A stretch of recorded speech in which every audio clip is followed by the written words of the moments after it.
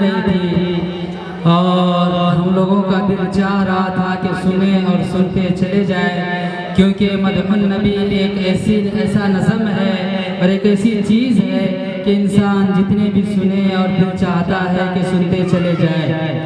तो अब आइए तिलावत कुरान और नात पाक के बाद मैं अपनी मकसद असली की तरफ रवा दवा हो रहा हूँ, और वो है तकरीर व खिताबत का प्रोग्राम। सितारे तोड़कर रुक जाऊं ये मुमकिन नहीं मुझसे, सितारे तोड़कर रुक जाऊं ये मुमकिन नहीं मुझसे, मेरे पाए तलब को आसमां के पार जाना है। तो मैं इसी तकरीर की दुनिया में कदम रखता हूँ और तकरीर और खिताबत के सिलसिला आगाज करने से पहले सबसे पहले मैं आप हजरात को ये बता देना मुनासिब समझता हूँ कि ये जो इनामी व सकाफती प्रोग्राम है बच्चों का, ये कोई नया प्रोग्राम नहीं है, बल्कि हर साल मदरसा कासिमुल उलूम बैरवा सफ्तरी नेपाल ये प्रोग्राम करता आ रहा है। तो इसमें तमाम बच्चे को जो बेहतरीन तकरीर करता है या बेहतरीन नज़म पढ़ता है या इसी तरीके से कोई दूसरा प्रोग्राम होता है, उसमें वो नंबर 1, नंबर 2, नंबर 3 जिसको अव्वल दोम सोम पोजीशन कहा जाता है, वो जो लाते हैं तो उसको अच्छे इनामात दिया जाता है। तो उस इनामात और नंबर बैठाने के लिए हम सबसे पहले मौलाना मोहम्मद सुहेल नदवी और हाफिज शमशीर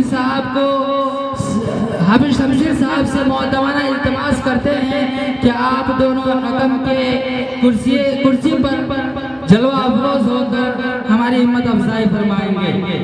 अब इसके बाद मैं तकरीर की दुनिया में कदम रखना चाह रहा हूँ। सबसे पहले मैं दावत स्टेज अजीज रहमतुल्लाह बिन अब्दुल रहमान को दावत देता हूँ कि वो आए और तकरीर करें।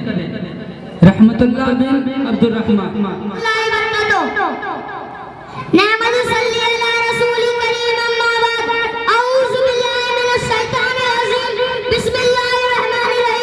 मैं हजरत के सामने एक छोटी सी तकरीर पेश करना चाहता हूँ।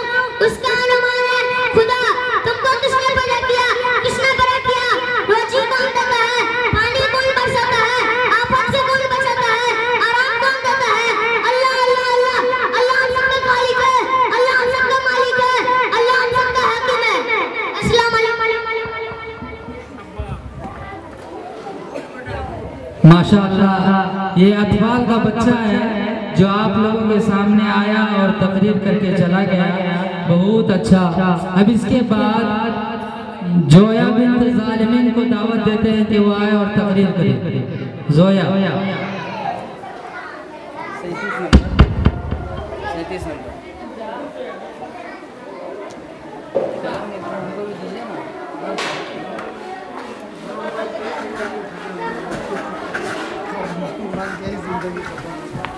अस्सलाम वालेकुम रहमतुल्लाहि व बरकातुहू। जनाब सदर